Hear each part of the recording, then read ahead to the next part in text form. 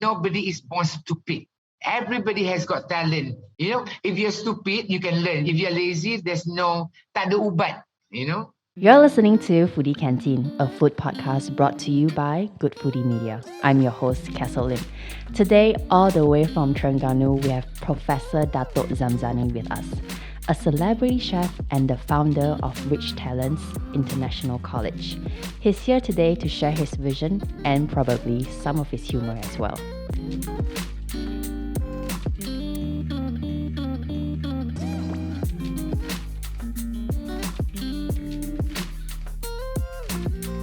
Hi, Dato. Welcome to the show. Hello, how are you, Castle? I'm good. How are you? I just want to say, first of all, congratulations on the Datoship. Thank you so much. How has it been since?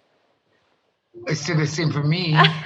I don't feel any different. Okay. I am still the same old me lah. Yeah.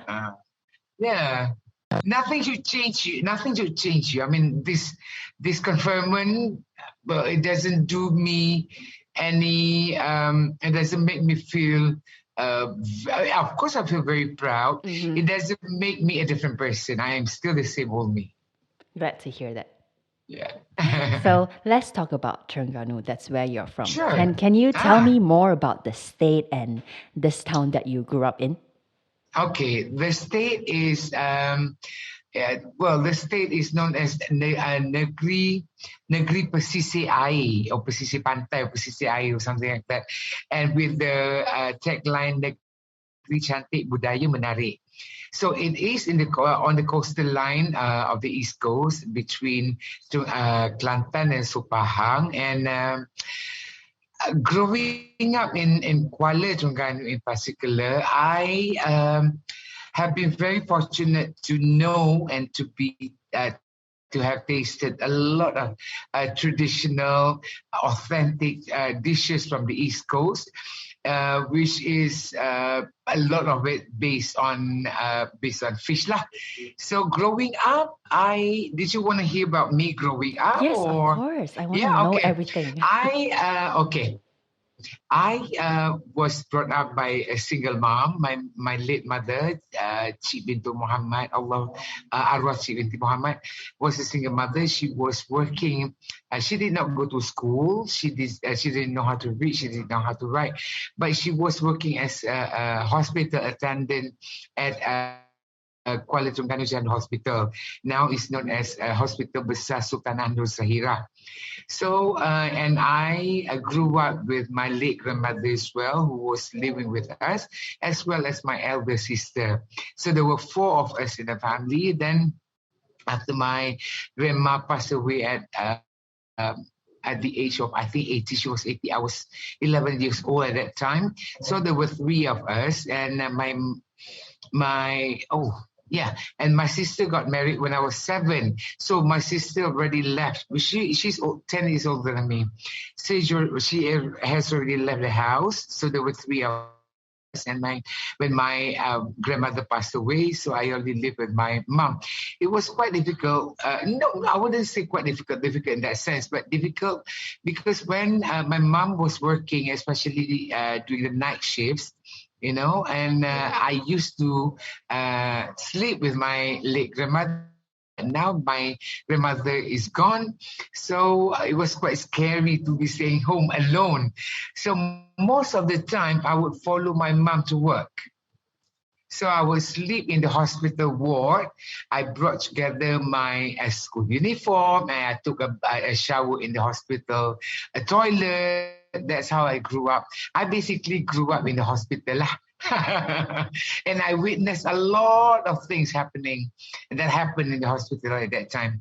My mom was working at in a trauma ward. Mm-hmm. So imagine all the trauma, all the accidents, all the concussions, all the injuries that I witnessed growing up.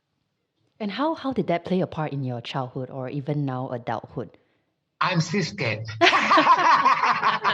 But you take it like jokingly. You're not like traumatized, Yeah, right? you know what I saw, because last time there were two rumah mayat, and they're old setting hospital, Kayu Hospital, two rumah mayat. So when I was cycling from school to the hospital to meet my mom, because she finished at 2 p.m. Mm-hmm. I went back from school maybe at 1 or 1 something, I cannot remember.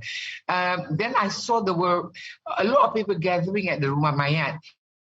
So, curious me, I went and took a peek.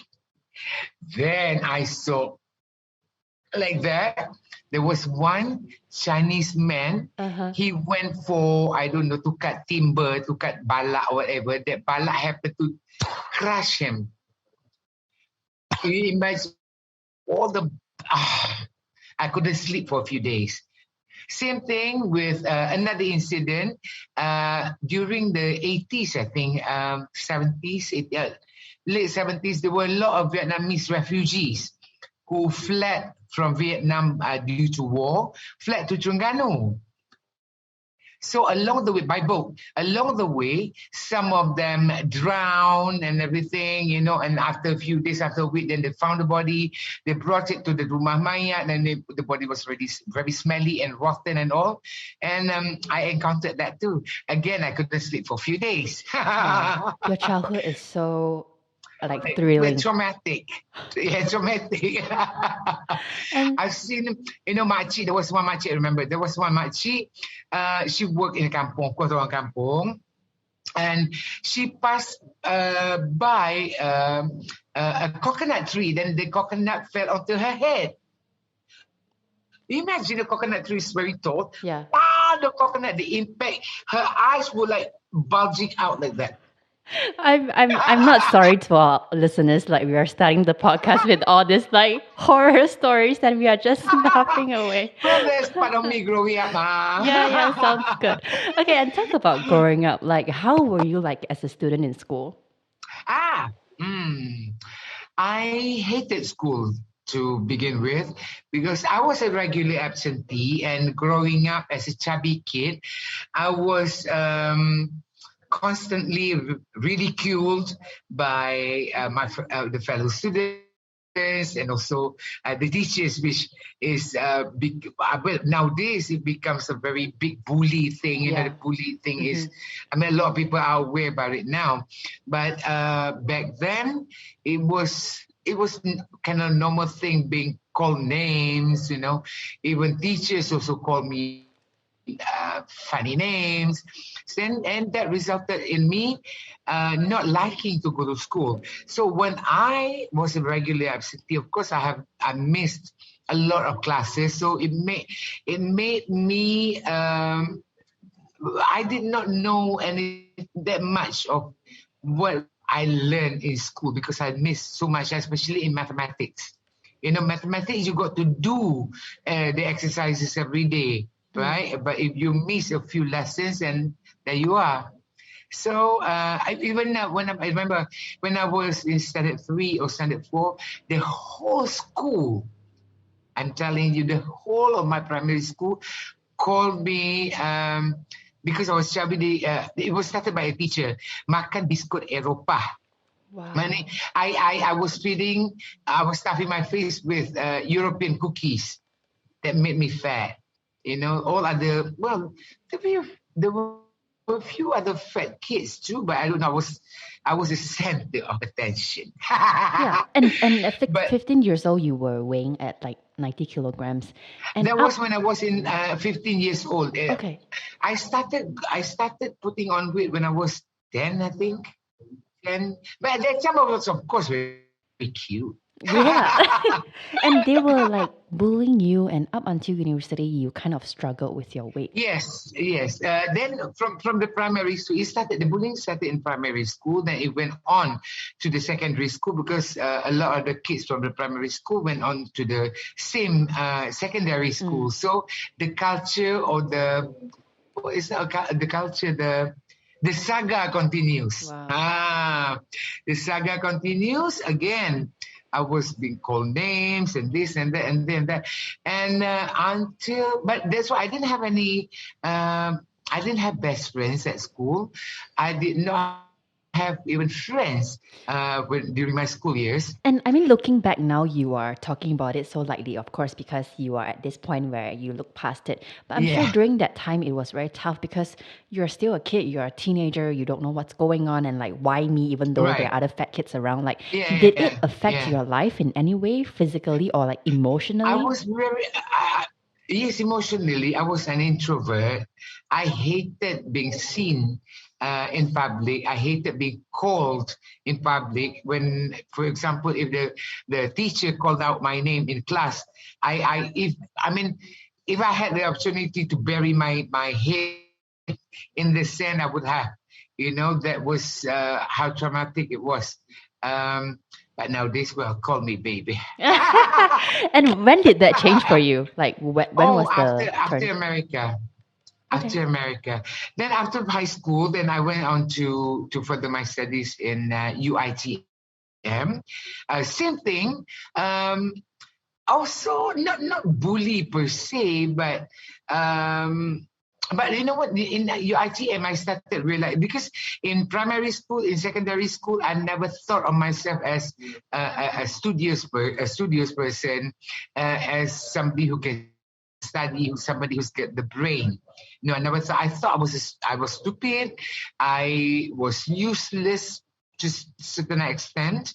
But when I went on to ITM, I remember during my first semester, I scored.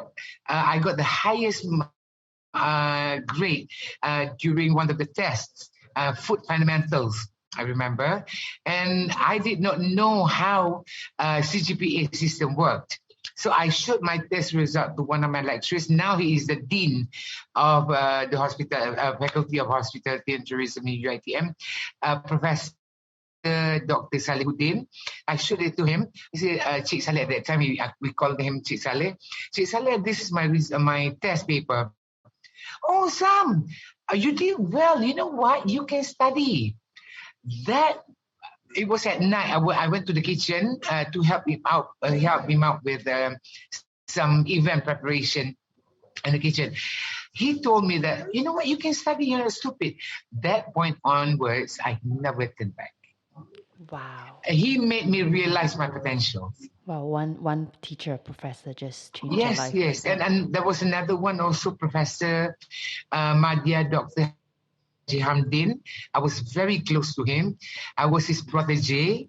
And he also came up from the kind of a not similar background. He had about 12 siblings, I think, 12 including him. But he did not do well in school. He took his MCE at that time twice.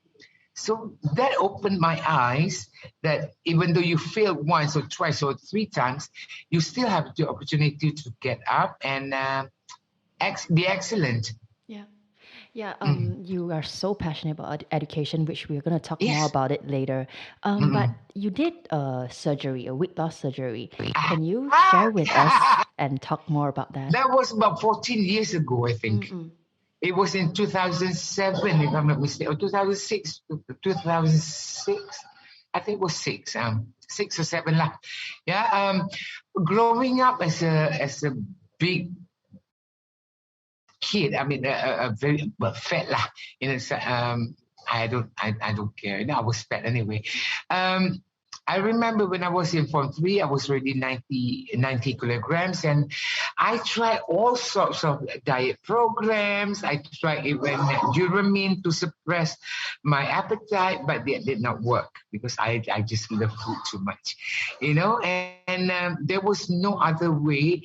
And I tried, when I was studying in London in 2003 until 2005, I searched on the internet.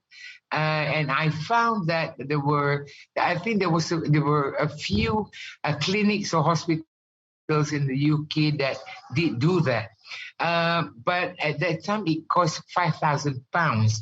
And £5,000, and the exchange rate was at that time was 7.0 for every pound, RM7 for every pound.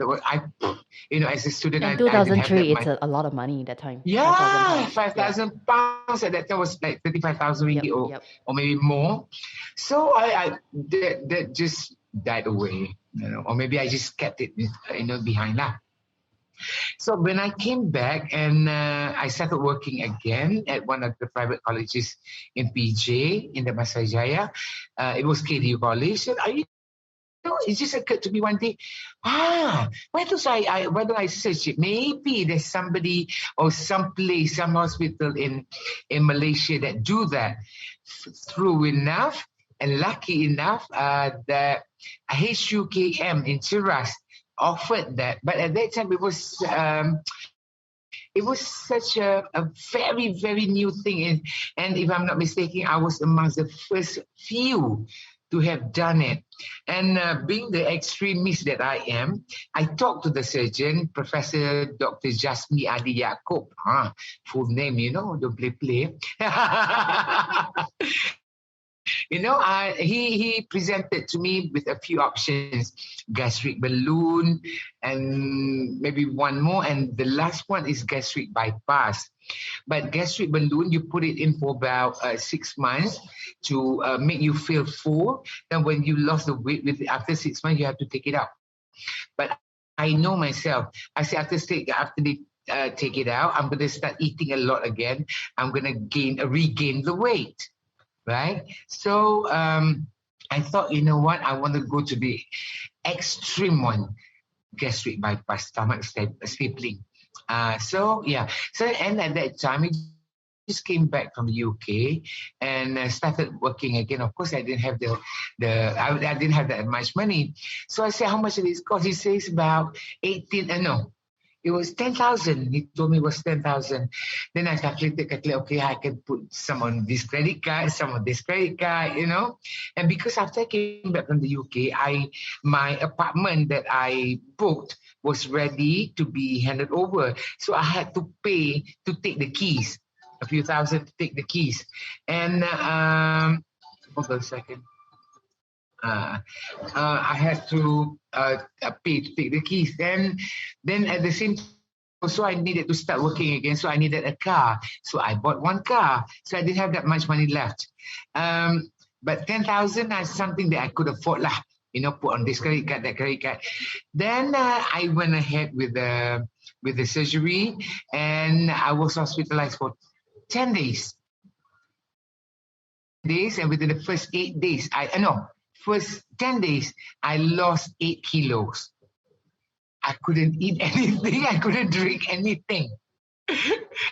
8 kilos in 10 days. Well, who wants to challenge? Who wants to? And that just changed. I weighed about 136 kilos at that time, I think. Or maybe it could have been even more. Maybe 140, I don't know. But I lost 8 kilos in the first 10 days. That was quite an achievement. That boosted up my spirits. That I can do this, And after checking out from the hospital, then I still couldn't eat for I don't know many months. Just maybe one spoonful of, maybe half spoonful of rice. That's very extreme. Like for every meal, that's what you're eating. Yeah, I couldn't. Even one piece of small chicken full. And how long did that go on for? Oh, it went on for many years.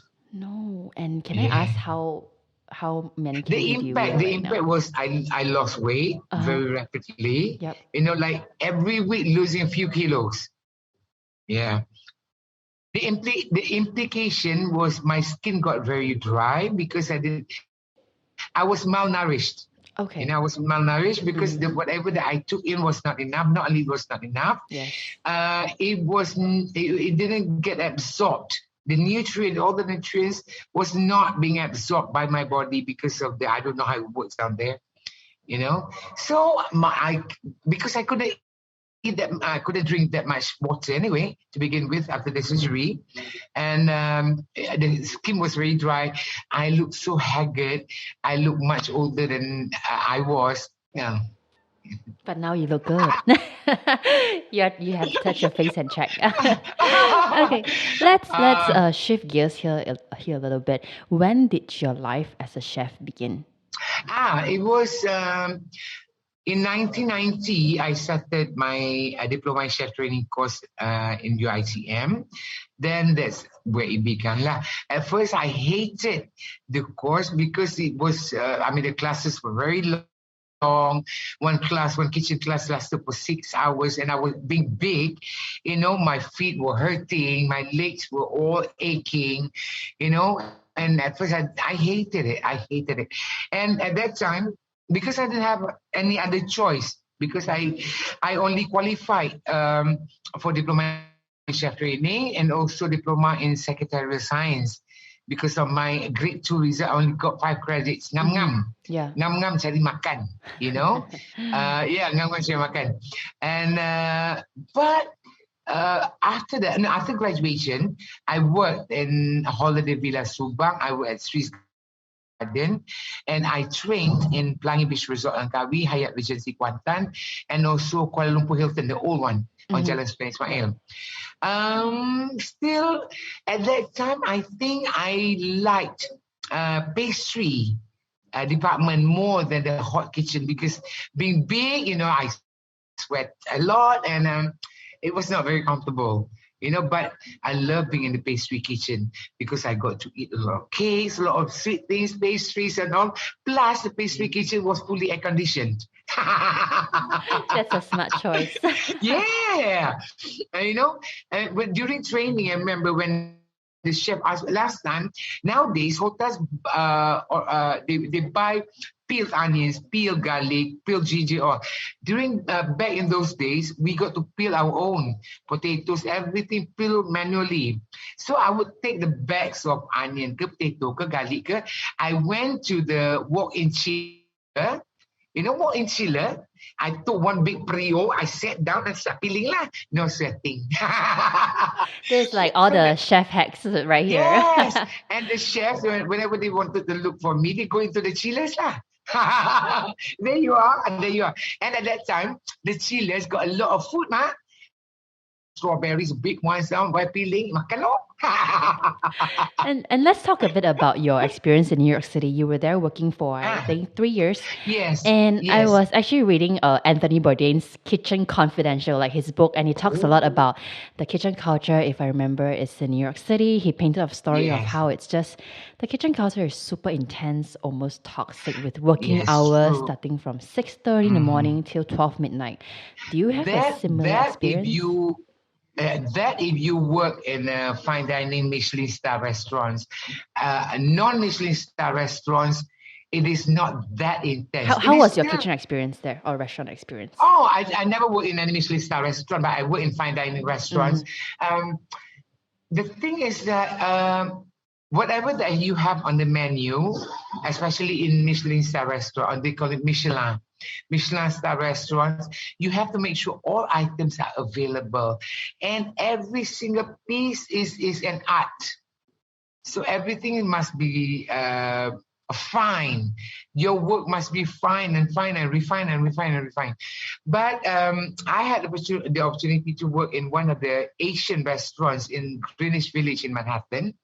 I started at 12 o'clock, and I finished at, I think, 11 or 12 o'clock midnight. So that was a 12-hour shift. 12 every day.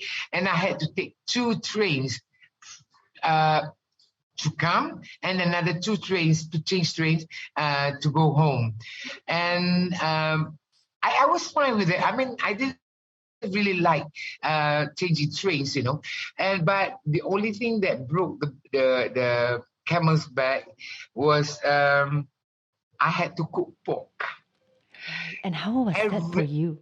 My first encounter, that was very difficult at first. So, growing up in Terengganu, I've never seen pork in my entire life, and working in Malaysia, in Malaysian hotels, all halal. Yes. Having to do pork chops. And they know about your religion and beliefs, yeah, right? of course. But it was work, because when we were, if you are in Malaysia, other people from other religions, other culture, other beliefs, they can tolerate you. They can understand. Okay, you Malays or Muslim. I mean, even we go out with our non-Muslim friends, they will not order something non-halal. Yes, that's You right. know, they might drink alcohol, but babi they will not order. Mm-hmm. Can but when I worked in New York, they don't care. It was your job. It's your job. You accepted Wow. this responsibility. So go ahead and marinate the bloody pork chops. Then every night before going home, I got to go back. There was a little garden at the back of the restaurant. I got to Sama with the Nah. And sama is one thing, but whenever I was grilling the pork chops, I was marinating it, and of course there was splashes of juices or whatever. No, I felt dirty. I felt dirty. I don't mind. I don't mean to say that pork is very dirty. I don't want to sound insulting to non-Muslims, but for me as a Muslim, never had to never ever handling pork before in my life. It was something like I felt so uneasy. But now I'm okay, but I don't handle lah. But Yeah. I don't mind. I travel overseas. I travel to Europe. I went to the shop that's hanging. Especially in Spain, they hang hams. It's okay now. It's okay now. But back then, it was something very new, something that you never encountered in your entire life. Of course, it was kind of like life-changing, and I really felt uncomfortable. I felt dirty. And you were there for And a while, right, at that restaurant? yeah, I studied in the US first. I studied at Johnson and Wales University in Rhode Island. After I completed my associate degree and bachelor's degree in 1.5 years, and I moved to New York City to work at the restaurant. And after, I think I cannot remember how many months, I couldn't take it anymore. I quit and I joined Malaysia Tourism Promotion Board. Yeah. That was really great. Oh, by the way, you asked me what was the changing point. What changed me to be who I am today, to be so flamboyant, so outgoing? It was America. Oh, yes, Yeah. New York City. Yeah, it was America because Americans, they are very loud, they are very welcoming. They are fake to a certain extent, but yeah, they are. Americans are very fake. Americans Wait, are hold very up. fake. Oh, But I I love think you. I love. no, but I They think just like make. New York City is like they are not fake, they are real, but they compliment you and then they move very fast. They don't stay in the They don't moment. even think about it anymore. Yeah, They say, yeah. "Oh, I love you so much." Even the first time they see you. Is that friendly You're or so fake? We have fake. to debunk. Yeah, they're fake. Americans they're very expressive.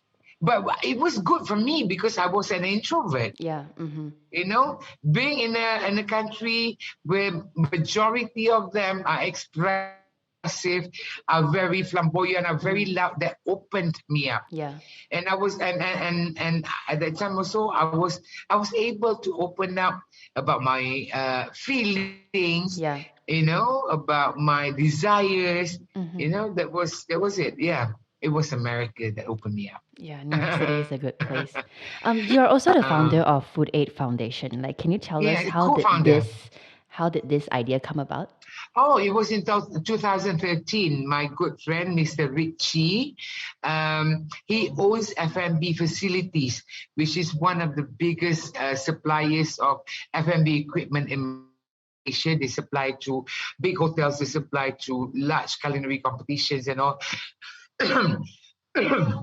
I've known him in 2013. At that time, we've known each other for maybe 5 years already, and he saw something in me. I don't know. He just wanted to start because he made it in life. He has made it in life. He wanted to be a saint now. As a successful, as a businessman, he is already successful, very successful, and he is amongst the hospitality people, the hotel, the chefs and all. Everybody knows him. So he wanted to be good. He wanted to be, he said, I want to have an aircon in my heaven later on. That's what he said.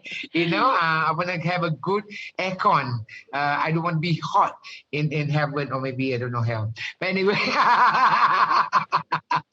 He's going to listen to this and call you up. Hopefully not. Okay. So he needed some people with specific specialties or specific skills to gather with him, to be with him, to be on board, to set up this NGO. And setting up an NGO is not an easy task. First thing first, you have to have the modal berbayar. Paid up capital is 1 million. Paid up capital is 1 million. It's considered as a Indian berhad or something, I don't know. I mean, it's good that ROS registration of society. ROS set a limit that you have to have at least 1 million deposited into the account before you can apply for the license or the whatever lah. So that, because foundation is a yayasan, a lot of people use yayasan misuse the yayasan to gain personal wealth. So with ROS setting up the benchmark minimum 1 million, so it prohibits, it deters a lot of those unscrupulous people from benefiting from this so-called yayasan for CSR, for NGO, for the needy or whatever. Not. So after discussing it for quite a long time, he got 5 of us, himself as a founder, I, co-founder, Encik Karim for Davina Brahim's the airline catering, Mr. Ronald Tung, a lawyer, and another one is an architect. So 5 different backgrounds with different kind of contacts, different kind of portfolio, different kind of expertise. Yeah. And for you, like, you work in the restaurant industry, you must see a lot of food wastage on a regular basis. Oh, like, yeah. How do you reconcile the work you do for this NGO charity and the work you do for your industry? Well, yes, food service industry has got a lot of wastages. A lot of wastages. That's when Mr. Richie, being in the industry for so long, seeing so many wastages food being thrown around, he came up with this idea to save food from being thrown away. So he says, if a kilang mihun, for example, kilang mihun, of course, you have got mihun everywhere, all those little loose things. I just need them to sapu that crumbs or whatever not, give it back to me, and I will take back to my kilang. I process, I recook, I repack it, and at the same time also I will extend the shelf life. Not only wastages, for example, kalau in the F&B industry, hotel industry, we will work based on the expiration date. A few months before the food is expired, even though in kilang, you cannot put that on shelves anymore. But the food is still edible, it's still not expired. Even though it is already expired, it still has got like 3 to 5 months of of life that you can still cook and use. But most of the time, these are the things that they just throw away. And it's just a shame because there's so many people who go to bed hungry every night. So that's what we are trying to do. We try to feed the hunger, eradicate the hunger by using all these. We don't call leftovers. We call it surplus. Sorry, can you repeat surplus. That? Food surplus. Food surplus, got it. We don't call it leftover. Leftovers, you can see either makanan tak habis. No, surplus, extra. So instead of throwing the extras away, give it to us. We'll make good of it. And today the foundation has helped and fed more than 7 million people. More than, I think so, yes. Since 2013 until now, yes.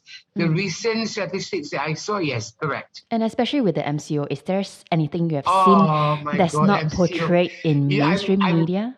Yeah, I remember the first MCO, even though there was a lockdown, but there were still many people who defied the government mandate because if they didn't go out that day, they have no food to feed their family, to feed themselves. So whether they liked it or not, they had to go out that day for any so-called kais pagi makan pagi. This is the reality, and there's so many people who are not unemployed, who have got steady job, not steady job lah, permanent job.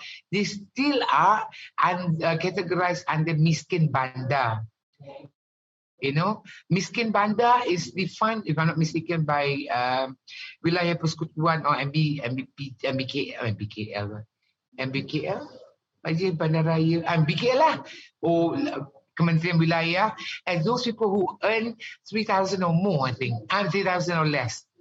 They just like 2,000 salary, tapi their family is big, they got children, they cannot afford to even rent a room in Kuala Lumpur, and they're working in Kuala Lumpur. So they go to work in the morning, at night you go back to the street and tidur atas jalan. And these are the people that we help. Kan? So it makes me feel very sad. I mean, before I joined Food Aid Foundation, before we established Food Aid Foundation, we know the words orang susah and all, but we did not really know in depth what does it really mean by orang susah.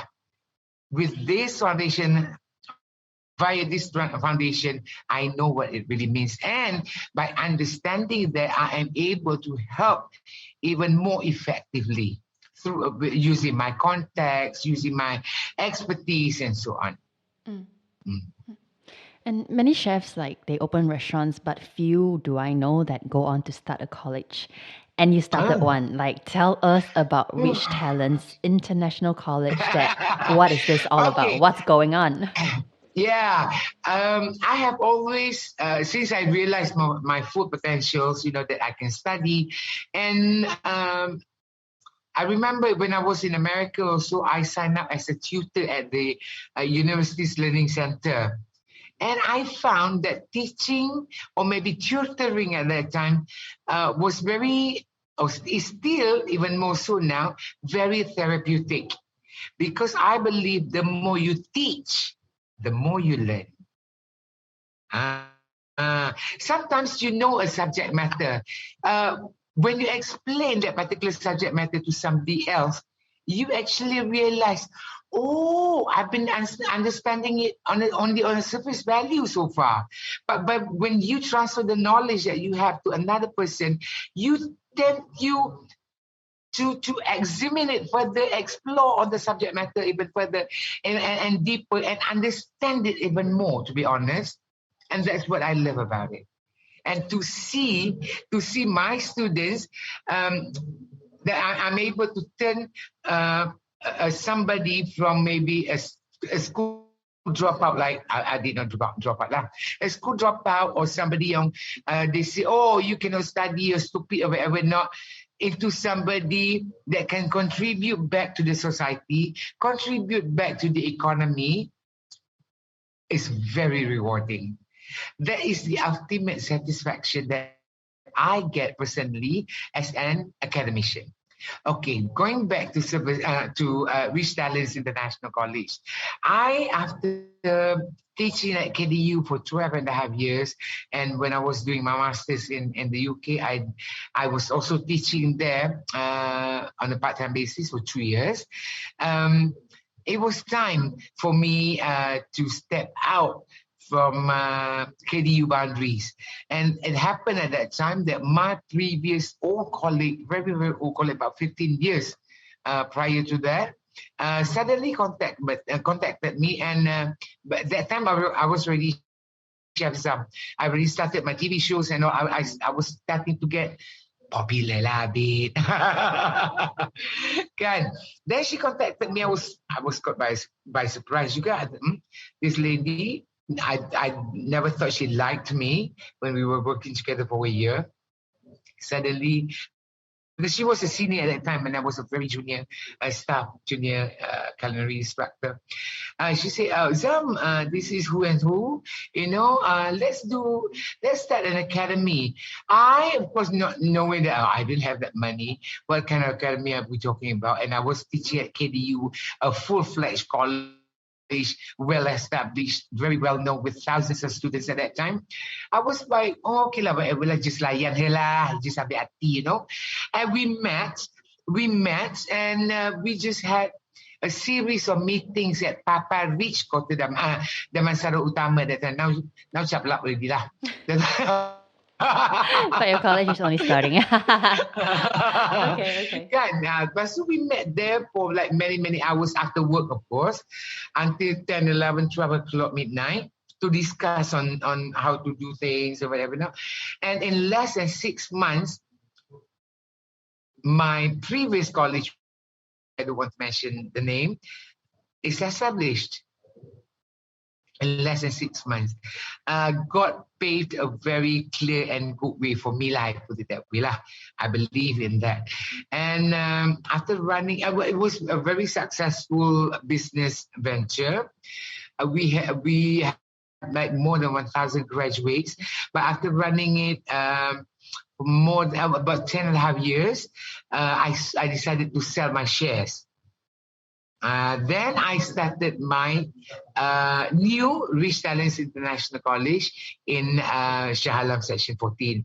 So it was a brand new, everything is larger with latest equipment, with larger capacity, nicer place. And I am not sharing with anybody. This is only alone. And not a sole proprietor, but a sole Sendirian Berhad. Because last time, Sendirian Berhad, you had to have minimum 2 people, kan? In a company for Sendirian Berhad. But nowadays, they've changed the law a little bit. Now I'm all alone. Easy for me to decide. I can just do whatever that I wanted to do without referring to anybody. Just to discuss with my students. I never had to get consent or approval or agreement from my partners, because there's none. Do you think education plays a big part if you want to become a great chef? Oh yes, you know what? There was a study done in early 2000, if I'm not wrong, or maybe no, early 2000, early 1990s, and maybe 91, 92. It was done by Associate Professor Dr. Haji Hamdin, my lecturer, when he did his PhD in University of Sarawak. He did a study. His research was based on how long does it take for somebody with a formal education in culinary arts versus the person who doesn't have anything. It takes between 10 to 15 years for somebody without education to become from zero to executive chef. Most of them will never be able to smell that position as an executive chef. Versus somebody with a formal education, it takes a shorter route, maybe 5, 6 years, 7 years, I don't know. Depending on the person and depending on the skill level, depending on the performance of that particular person lah. And what's your view on this culinary education here in Malaysia? It is growing, it's gaining popularity because maybe 15, 20 years ago, culinary arts education was for somebody who couldn't study. They were regarded as, okay, you tak boleh belajar, pergi belajar masak lah. You bodoh. You bodoh, you're not academically inclined. So pergi belajar potong bawang lah. Does it mean anything to you? Because when you shared your story in the beginning, you said like how your credits was just enough for you to cari makan. That's why you chose culinary. And then now it's like a full circle. You have this going on. What? No, because at that time I never realized my potential. Remember I told you about Professor Dr. Salihuddin, who opened my house, and he was the one who inspired me together with Dr. Haji Hamdin, Professor Madya Dr. Haji Hamdin was who played a very, very significant and big part in my academic life. Because I was with him almost 24/7. He was my lecturer, but I slept at his place. I ate his food. He in a way jaga me. But you see, you will mimic the person or the company that you are associated That's with. good. That's so good. You see, I totally If you agree. go, if you go campur with the kutu jalan, you will become one. If you campur with academician, you will become one. If you campur with businessman, you will become one. Right? If you campur with along, become along. And for our listeners who's listening to this podcast, I don't know how big their dreams are, but if they ever want to start a college, like what are the challenges you have been facing? Starting you know what? Prior to my previous starting up my previous college, I never ever imagined that I can myself be a businessman. Never ever have I ever imagined that I could own a company and employ people. But like I said, God made it very easy for me to achieve something that I have never even dreamt about before. It just happened. For example, just to become a celebrity, I never went to any audition because I was an introvert, remember? Okay? I never imagined myself talking in public, giving speeches, giving lectures in public. No, never dream of that. But it became a real. It did not become a reality because I never dreamt about it. It just happened. And of course, there's a lot of hard work and effort. Oh Like for yes, sure, of we cannot course, cancel of that. course. Like that. Yes. Yeah. After I left my previous college, of course, I had to start from zero again because Rich Talents International College was established in March last year. But after I set up the company, and also I rented a space in Bangunan Kumpulan Muara Section 14 Shalam. I couldn't even begin the renovation because there was MCO. First MCO, second MCO, and third MCO. So we were stalled for more than half a year after I rented the place. Imagine. But lucky, Kumpulan Muara building building management did not charge me for the rental. There were a lot of other businesses still have to pay rents, even though they had to close during MCO 1, 2, 3, whatever. They still had to pay. Maybe they enjoy a reduction of 20%, and that was it. Okay? I mean, we heard stories about KLCC food court operators having to pay still in full and maybe a reduction of 20% for first 3 months. But I was very fortunate. I was very lucky that they were understanding. Thank you, Kumpulan Muara management. They were very understanding because I had not even started the renovation. How to pay rent, where to get the Louis lah. So tell us, what is the vision for Rich Talents International College?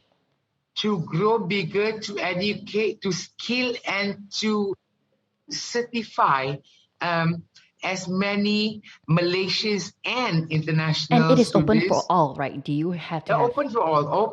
We open for all from 16 years and above.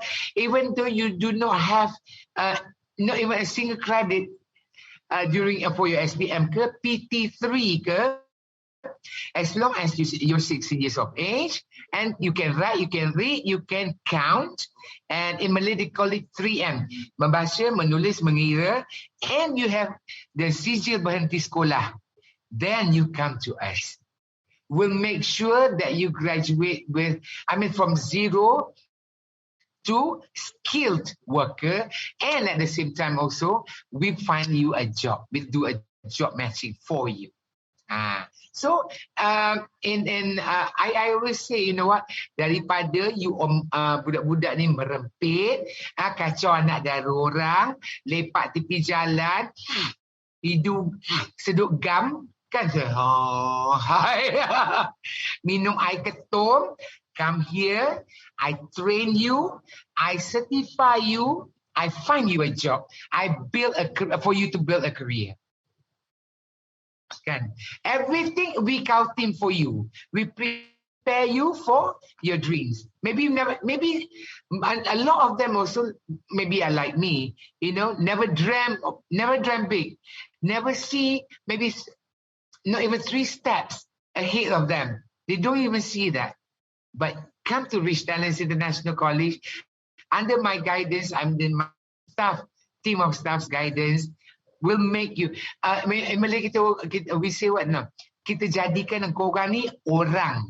Jadikan orang, meaning we develop you to be a good person, a skilled person that can boleh cari makan, also can contribute back to the society, contribute bayar hutang, hutang mak ayah maybe, can jaga your parents, can jaga your family, and also can bayar income tax.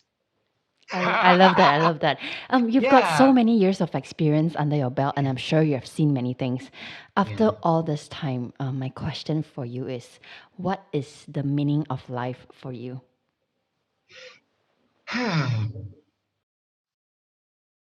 Is to be happy, to make your parents happy, to make your family happy, your friends happy, and being able to help others.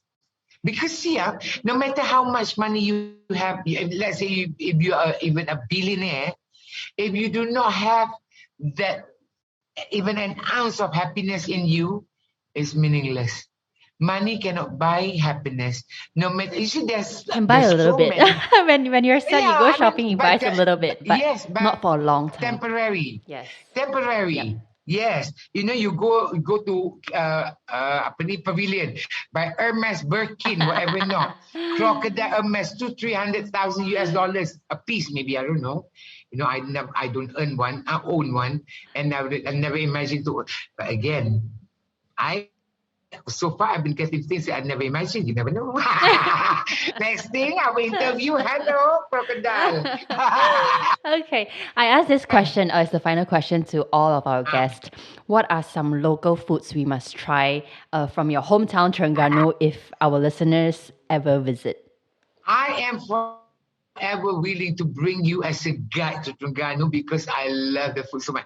Whenever you are in Terengganu, you must try Nasi Dagang, of course. Okay, go try Nasi Dagang. Go to, at maybe 3 o'clock, 4 o'clock in the afternoon, go to Gerai Kuih Gong Kapas. You'll find that more than 100 types of Terengganu punya kuih-kuih traditional. You have to go to Pasar Batu Nam in the morning and in the afternoon also. Go to Pasar Payang. And apart from Nasi Dagang, of course, you must try keropok leko. Keropok leko in Terengganu and keropok leko you find in Pasar Malam here. Those are not keropok leko, those are chewing gum. You know? It's my favorite. I just love it to dip with the chili. Yes, but you see, when you go to Terengganu, the chili sauce is even different. When you buy keropok, they give you together with chili sauce. Kan? Then in Terengganu, here they all goreng the keropok, right? Yeah. In Terengganu, you should cuba keropok rebus. Keropok rebus, dia macam, after they gentil the dough tu kan, they gentil, then they boil in boiling water until the keropok floats, mana dia masak. Like inilah, like you do fish balls. Okay. The Chinese fish balls, kan they throw in hot water, boiling water, and when the fish balls to float, masak, they take out. Then you can eat like that because it's a lot sweeter. Or you cool it down and you goreng like you find here lah. But the keropok that you find here, I was informed that it's not even made in Terengganu, it's made in Sentul punya kilang. So it's not keropok leko, it's keropok kaji. Jangan kena tipu. I love how you're just making us drool and then you throw in a bit of sarcasm. Then banyak lagi pulut leper, pulut panggang. Because a lot of Terengganu dishes are based on fish. You see, keropok leko is fish. Nasi dagang punya lauk is fish. Pulut panggang, or we call it pulut leper, the inti inside is fish. Karipak also karipak fish. Serunding ikan, karipak ikan. Lepas tu, koleh lemak also fish. Mostly banyak fish. You know, our lauk semua kebanyakannya fish. And when you go to Terengganu, you makan nasi lemak, mesti makan nasi. In Terengganu, there are only 2 lauk for nasi lemak. Either ikan bilis or ikan tongkol. We don't have kerang lah, paru lah, kalikai lah. Kita tak ada rendang kai lah. Tak ada. Okay? Sambal ikan tongkol atau sambal bilis. You must try the sambal ikan tongkol. And in the morning, I get excited lah talking about kan. In the morning, we makan nasi. We have got nasi dagang, nasi lemak, nasi minyak, nasi kuning, nasi kunyit, nasi kerabu. Oh, nasi. Because why? Because if you see the geographically, Terengganu is nearby the coast, because ikan senang nak dapat. Another thing is, a lot of Terengganu people are fishermen. So, before they go ke laut to cari ikan, one whole day, they must makan nasi dulu in the morning so that it gives them energy to kerja. That's right. Dato, Kan? thank you so much for coming on the show and sharing all these goodies. I'm sure our listeners are going to run to Terengganu and try all of this stuff. Yes, please. Yes, do please. And really, thank you for sharing your story today. Thank you for having me. From your surgery to up to now, what you're doing with this Rich Talents EDU. I'm so excited. And I have to re-listen to this conversation again to absorb fully what you taught today. And I wish you all the best. Thank you so much, and you too. Thank you for having me, and thank you. I hope all your listeners of this podcast would be able to benefit a little bit from whatever that we've been sharing today, and get inspired. Remember, nobody is born stupid. Everybody has got talent. Yes, everybody. Nobody is born stupid, but a lot of people are lazy. You know, if you're stupid, you can learn. If you're lazy, there's tak ada ubat, you know. So keep inspiring and shine. You all have got the potentials in you. Don't let anybody tell you any other way. Any other way. You have just listened to Foodie Canteen. This show is produced by me, your host Castle Lim, and co-written by Sulin Chung. Foodie Canteen podcast is made possible by the amazing team at Good Foodie Media. Check us out on Instagram and YouTube at Foodie Canteen for more. Follow us for brand new episodes every Friday. See you next week.